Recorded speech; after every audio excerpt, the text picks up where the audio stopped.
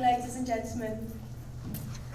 My name's Sophie Cox. I work for the National Demolition Training Group, and for those of you who don't know what the training group is, we actually work very closely with the Federation to provide specific and relevant training opportunities to demolition workers, and we actually develop the training in conjunction with the NFDC and construction skills.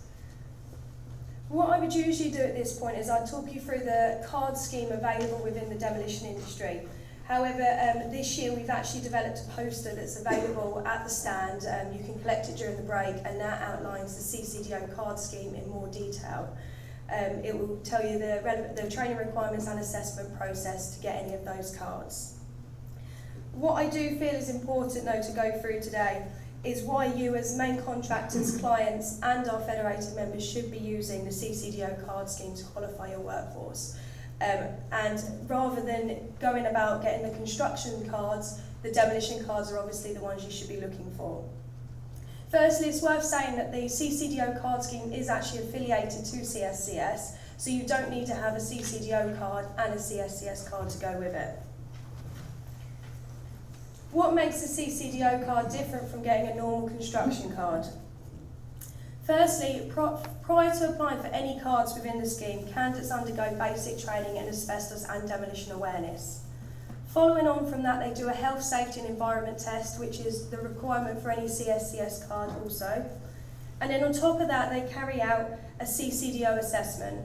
When we talk about CCDO assessments, we're referring to a peer assessment with a demolition experienced assessor. This is all before they go about getting an MVQ. So it's worth saying, even those who hold experienced worker temporary cards, in the CSCS scheme, the experienced worker cards are often issued off the back of just doing a touchscreen test. The CCDO card, you're doing an assessment prior to even going down the MVQ process. So there's a lot that's gone into that beforehand. Following on from that, they then go in to do the National Occupational Standards at level 2, 3 or 4 in demolition. I'd also like to touch on the level of training and assessment we require of our supervisors and managers. It's still apparent that many sites are being asked to prove competency through SSSTS training, SMSTS training. We do actually have our own bespoke industry supervisor and manager courses for demolition at higher level personnel. We've worked with the UKCG to develop these courses. We've listened to what they've referred to in their training standards, and I'm pleased to say that we're now listed on their website as meeting their requirements. We couldn't do this development without the NFDC and with construction skills, so as always we thank them for their support. On top of this, what the UKCG did pick up inter-trade relationships, and that was something that was initially missing from our courses. We've touched on this, particularly in the managers' courses, and we now ensure that we use the facilities at the Act UK Simulation Centre in Coventry to ensure that our demolition managers and our demolition supervisors can actually connect with other trades on site, as we do appreciate it is a vital part of any operation on site. For those who don't know what the Act UK Simulation Centre is, it's an intense behavioural environment that they go to.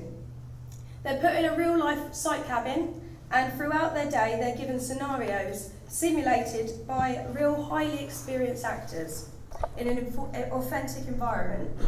Each candidate is given a site cabin throughout the day, and they're asked to complete daily tasks, and throughout the day real-life scenarios are thrown upon them that they have to then deal with.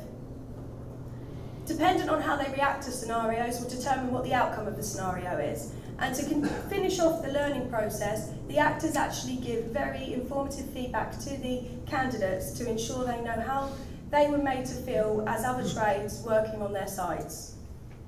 Within minutes being at the centre, candidates feel under pressure and they feel responsible. These are just some photos from the Act UK Simulation Centre. You can see there in the first photo you've got a lad in the cabin with an actor. It's a great resource, and I would urge anybody in other companies or organisations to also use this facility. Not only does the industry now have a fully established training programme for supervisors, managers and any of the operatives on the ground, we also work tirelessly with CPCS to ensure a fit-for-purpose demolition plant scheme. 3 of our members have recently been involved with CPCS to ensure that the new renewal process is fit for purpose. They have been checking the comprehension of the new renewal test theory questions before they go live to test centres, and it is important to note the industry buy-in when it comes to us developing these schemes. The industry's involvement with CPCS has gone from strength to strength, and now we have a fully inclusive demolition plant category within the CPCS scheme. The specialist operation of demolition adaptive plant is obviously fully recognised now, and the existing D90 category, previously known as A65, has been extended to include a demolishing up to 10 tonne category. When I'm referring to the codes, you will all know these as A65, and although they've now changed to D90, this doesn't mean that they all have to have replacement cards. It's exactly the same, it is just a code change. We've also got a demolition skid steer category recently introduced. The focus group felt that the operation and skill set for a demolition plant operator using a skid steer in a live demolition environment was different from that on a construction site. And therefore CPCS listened to these needs, and we've now developed a skid steer category that suits the industry. All of these categories are tested on live demolition sites, and they've been developed by the industry.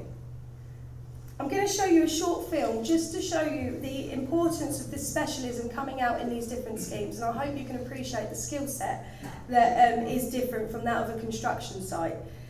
What I would say is the video I'm going to show you is actually a pilot test of the new CPCS skid steer category, so you can see what's involved in it, and this was done on one of our Demolition Federated members' sites.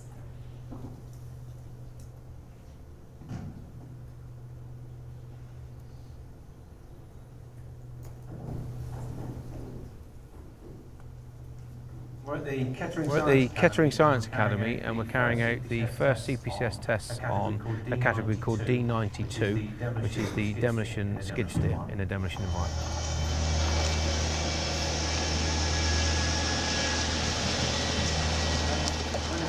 When assessing for this category or any other demolition category, we're looking for a different skill set to any other industry. We're looking for multitaskers, we're looking for people who can think for themselves, and people who can carry out demolition in a demolition environment, which is totally separate to any other industry. The assessors need to know that they've got experience on the machine, so you're looking at around 2 years experience in the industry working with this type of machinery.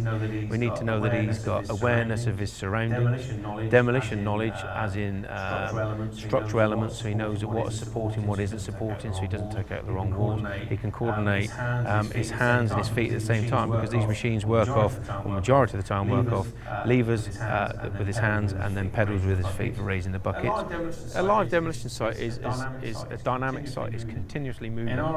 In our industry, I'm a big believer in what we do has to be done within the industry, around people. It needs to be live because that's what they're going to be doing for the rest of their life. The operative has to undertake a touchscreen test first, and then they come to do a theory test. The theory test takes anything up to an hour. There's 78 questions.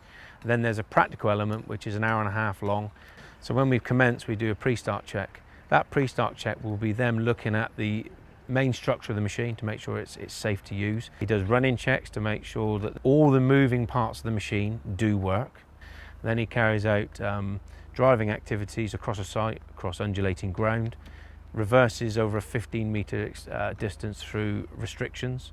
He then has to reverse up a slope, come back down that slope, and then carry out a hill start, carry out demolition activities, knocking down internal walling, ceilings, things like that, segregate the material, stockpile the material, then bring it out of the building or from the work area and deposit into either a skip or into a chute. On completion of the assessment, what the operative will gain is a plastic card issued by CPCS. On the back of that, it'll have demolition skid steer D92 and whatever accreditation is towards that. That is a red card, and that will be issued for a lifetime of 2 years. The NDTG and all the assessors that work within it have designed the skid steer demolition category for the demolition industry. All of us that have been involved are from the demolition industry, and we've made this course for the demolition industry. So just to finalise the presentation, just to talk about some upcoming developments. We have got a new CPCS D91 category coming out, and that's actually for a pedestrian operated plant. We've been working in conjunction with the Drilling and Soaring Association, CPCS and the Federation to develop that, and we're near on ready to launch that one. That is a completely new category. Progress in the Federation and the training group is obviously paramount, and at no time are we going to stand still where health and safety is concerned.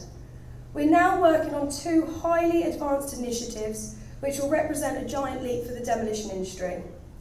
The first is an e-learning tool that will allow demolition company directors to complete further education online and out of hours. And the second is the development of a demolition adapted excavator simulator. This is to provide basic introductory training to demolition plant operators. It's a constant challenge to find sites where demolition plant operators can learn to use the machines and to get that foundation training behind them before they go for testing. We feel that this simulator will give them basic foundation training and awareness in a controlled environment.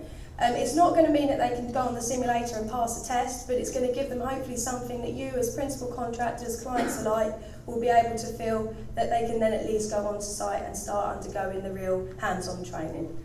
But on that note, I just want to say thank you very much for listening, and any questions, please do come and visit our stand. We've got lots of bits to give away on there, and hopefully if you've got any questions about any of the schemes I've talked about, just let me know. Thank you.